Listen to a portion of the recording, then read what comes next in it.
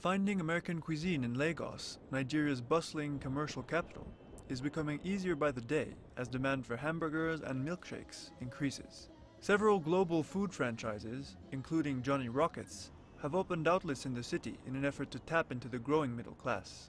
But as Christopher NAHMAN has found out, there are many challenges to running a successful fast food business in Nigeria. The issue is that the ingredients that you need here to make an American hamburger or American pizza or a French sandwich, whatever it is, they're not indigenous to Nigeria. And the issue that you face here as opposed to other countries is there aren't enough people that want that product to justify a big supplier to coming in and really importing and distributing this stuff all over the country. As that happens, you will no longer have supply chain issues here. Franchises like Johnny Rockets have had to compete with much cheaper local delicacies that cost between $1 and $2, compared to around $14 for a burger.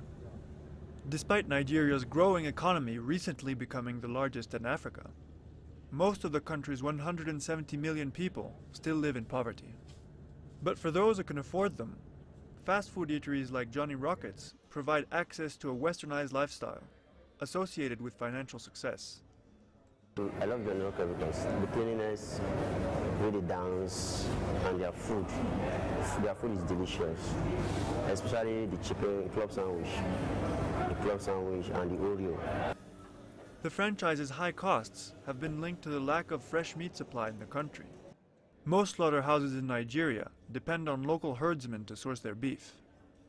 And for cultural reasons, these communities seldom engage in industrial cattle breeding. There are a lot of Fulanis that are not interested in necessarily selling their cows. The ownership of cattle herds is part of the culture, and the idea is not necessarily to be trading all the cattle that they produce. It's an extension. It's like owning a bigger house than the next person.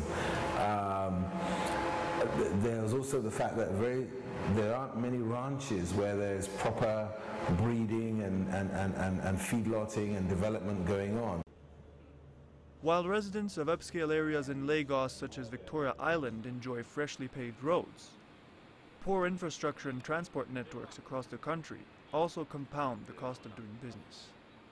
All government needs to do is to concentrate on infrastructure, be it power, be it roads, be it other social amenities that make life easy and makes business, easier to do within our economy. Then you would have succeeded in lowering inflation, because there will be no reason to pass on huge operational costs to the consumer. The size of Nigeria's consumer market has been catching the eye of more and more foreign investors, and there is much anticipation for concerted efforts from the government and the private sector in the coming years. Companies like Johnny Rockets, who are looking to open more eateries in Nigeria, hope the current infrastructure challenges will soon become a thing of the past. Simon Bouvier, CCTV.